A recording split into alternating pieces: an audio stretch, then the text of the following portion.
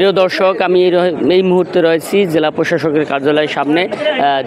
আসলে এই শরীয়তপুরে দিন যত বাড়ছে ততই কিন্তু প্রতারণা চক্রের দিন দিন বেড়ে যাচ্ছে। অর্থাৎ বিদেশ নেওয়ার কথা বলে ভুয়া টিকিট এবং বিমানের যে ভিসা টিকিট সহ ভুয়া দেওয়ার কারণে আসলে ভুক্তভোগী পরিবার কিন্তু এখন হতাশাগ্রস্ত। অর্থাৎ তাদের ইতিমধ্যে কিন্তু লিয়াকত আলী কাজীর নামে এক ব্যক্তি মানব পাচারকারী, তাকে ইতিমধ্যে একজন গ্রেপ্তার করেছে পুলিশ। এর বিরুদ্ধে একাধিক মামলা হয়েছে, ভুক্তভোগী পরিবার মামলা করেছেন। লিয়াকত আলী গাজী সে একজন কুখ্যাত প্রতারক এবং সে আমাদের বিভিন্ন লোভ লালসা দেখায়া আমাদের থেকে টাকা এবং পাসপোর্ট নেওয়া, আমাদের জাল ভিসা এবং জাল টিকিট দিয়ে আমাদের সাথে বড় ধরনের প্রতারণা করে এবং সে এখন জেল হাজতে আছে এবং আমি তাদের দৃষ্টান্তমূলক শাস্তি চাই এবং জানি সে বের হতে না পারে। সে বের হলে দেশ আরও ক্ষয়ক্ষতি হবে এবং যুব সমাজ ক্ষতিগ্রস্ত হবে। সে একজন বড় প্রতারক, তার পুরা ফ্যামিলি শুধু বড় প্রতারক। আমি তার দৃষ্টান্তমূলক শাস্তি চাই আর তার ফাঁসি চাই, জামিন যেন না হয় তার।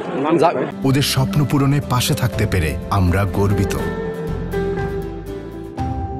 লিয়াকত কাজী সে একজন প্রতারক, ঠিক আছে। আমাদের কাছ থেকে ভুয়া টিকিট, ভুয়া ভিসা দিয়ে আমাদের থেকে টাকা হাতায় নিয়ে, ঠিক আছে। আজকে সে বিগত কতদিন পলাতক ছিল। তো 21 তারিখে তারে আমাদের এই সৈয়দপুর জজ কোর্টে আমি একটা মামলা করি। সেই মামলায় সে হাজির হতে আসে, মহামান্য আদালত তাকে জামিন নামঞ্জুর করে। তো এই লিয়াকতের মতো, ঠিক আছে, লোকের দৃষ্টান্তমূলক শাস্তি চাই এবং আমাদের টাকা, ঠিক আছে, আমাদের টাকা যে আত্মসাৎ করছে তা আমাদের যেন বুঝা দেওয়ার ব্যবস্থা করে।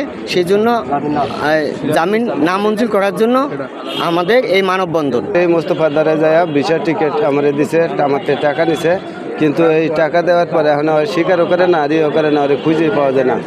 ঈদের আরও মনে করেন 6 মাস আগেতে অফ করে এখন তোর মনে করেন যোগাযোগ করে নেই। পরে আমরা কেস করছি, এরপরে মনে করেন হাজির হইতে আইসে, ভুয়ো তারিখ বাদে হাজির হইতে আয়া এখন এরেস্ট হয়েছে।